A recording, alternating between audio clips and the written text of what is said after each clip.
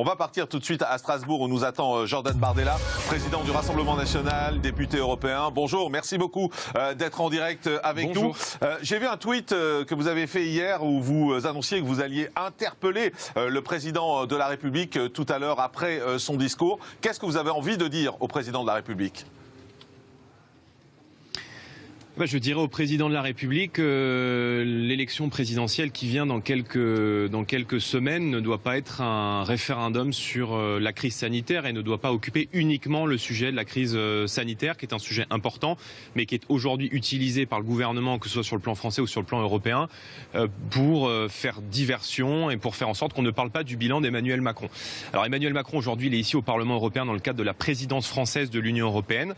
Il a souhaité assumer cette présidence en pleine campagne présidentielle. Il est donc comptable à la fois du bilan de son gouvernement, mais aussi du bilan de l'Union européenne, qui a depuis maintenant plusieurs années échoué à protéger les peuples. Et je lui parlerai notamment d'un des grands enjeux de cette élection présidentielle, qui est pour nous la question de l'immigration, parce que en vérité, cette élection présidentielle ne va pas décider uniquement du destin de la France, mais aussi probablement du sort de l'Europe tout entière, au regard de cet enjeu qui concerne aujourd'hui tout le continent. Mais Jordan Bardella, quand j'entends vos questions, elles sont très franco-françaises. Or, vous êtes au Parlement européen, c'est un discours sur l'Europe, a priori que va prononcer Emmanuel Macron, c'est-à-dire que vous ramenez la présidentielle au Parlement européen. Oui, parce qu'Emmanuel Macron assume cette présidence française de l'Union européenne pendant la campagne présidentielle. Il en fait lui-même un argument de campagne. Nous attendons que le président de la République rentre aujourd'hui dans l'arène et qu'on puisse avoir ce débat sur son bilan. Et que, en l'occurrence, la question de l'immigration est devenue une question européenne. Moi, je veux dire aux Français que si Emmanuel Macron est réélu dans quelques semaines, les Français perdront la possibilité de maîtriser leur politique migratoire.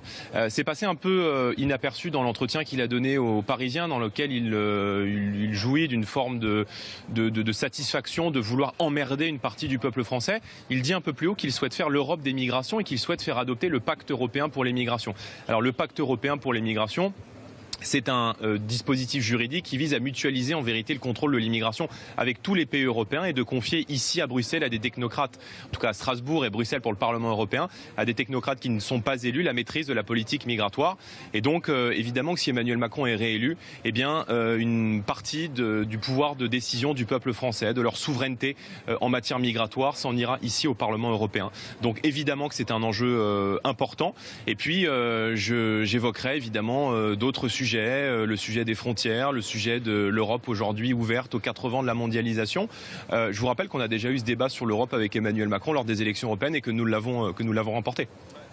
Jordan Bardella, on a le sentiment que finalement que la position du Rassemblement national aujourd'hui, c'est de vouloir rester au fond dans l'Europe, mais d'imposer les règles françaises au fond. C'est-à-dire il y a l'Europe qui est presque une coquille vide dans ce que vous décrivez, mais les règles sont les règles françaises.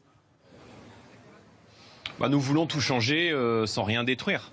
Nous avons aujourd'hui des alliés sur tout le continent européen parce que ce mouvement souverainiste, ce grand mouvement populaire qui s'est levé en France, qui vise à dire nous souhaitons exister, nous ne souhaitons plus de cette politique d'immigration, nous souhaitons reprendre le pouvoir dans notre pays. Il arrive un peu partout en Europe, un peu partout dans tous les pays européens. Et aujourd'hui, Marine Le Pen qui a constitué des alliances avec, évidemment, vous l'avez vu il y a quelques jours, Viktor Orban, le Premier ministre hongrois. Elle a rencontré également le Premier ministre polonais. Nous avons des alliés en Italie qui sont aujourd'hui au pouvoir. Donc nous avons des alliés sur tout le continent pour changer cette Union européenne depuis l'intérieur et permettre aux Français d'avoir le dernier mot, de faire en sorte que les lois qui soient votées à l'Assemblée nationale aient une primauté sur les lois européennes, de faire en sorte par exemple qu'on puisse faire du patriotisme économique, c'est aujourd'hui interdit par la réglementation européenne, c'est-à-dire concrètement faire en sorte que les entreprises françaises puissent être prioritaires dans tous les marchés publics. C'est interdit aujourd'hui par la réglementation européenne. Eh bien, si Marine Le Pen est élue, les entreprises pourront le faire. Et puis c'est vrai aussi avec la maîtrise de nos frontières.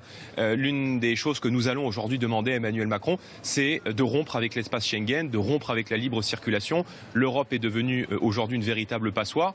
Je vous donne un exemple. La nouvelle coalition allemande qui s'est constituée il y a quelques semaines a passé commande auprès du continent africain, entre guillemets, de près de 300 000 immigrés en disant qu'elle allait les accueillir sur le sol sol allemand. Sauf que comme il n'y a plus de frontières avec la France, eh bien, les gens qui entrent en Allemagne, les gens qui entrent en Autriche, les gens qui entrent en Grèce rentrent aussi évidemment sur le territoire français. Or, Emmanuel Macron aura été le président de la submersion migratoire.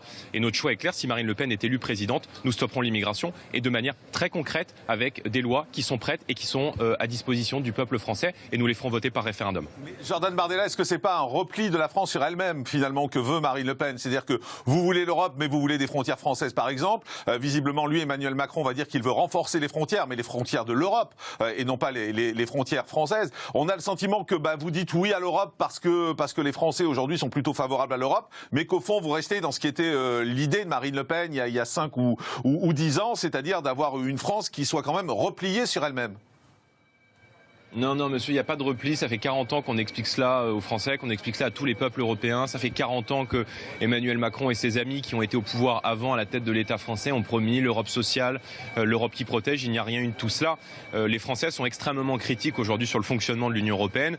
Ils ont bien compris que l'Union européenne était un gigantesque racket financier, qu'on donnait beaucoup d'argent à l'Union européenne et qu'on envoyait assez peu la couleur. Donc la vérité, c'est que l'Europe est une passoire et que sont en train de monter aujourd'hui partout en Europe des courants souverainistes, des courants nationaux qui défendent et protègent l'identité de leur peuple. Enfin, pardon, mais il n'y a qu'en Europe que le mot patriotisme est un gros mot. Les États-Unis réussissent parce qu'ils protègent leur économie, qu'ils font du patriotisme économique. La Chine réussit parce qu'elle protège ses marchés publics, qu'elle fait du patriotisme économique. Et tous les pays émergents qui fonctionnent dans la mondialisation protègent leur économie et font du patriotisme économique. Il n'y a qu'en France, il n'y a qu'en Europe que ce terme est un gros mot. Et c'est vrai que de ce monde nouveau qu'avait vendu Emmanuel Macron en 2017 sur le plan français ou sur le plan européen, il ne reste aujourd'hui plus grand-chose. On a eu, je crois, François Hollande en pire.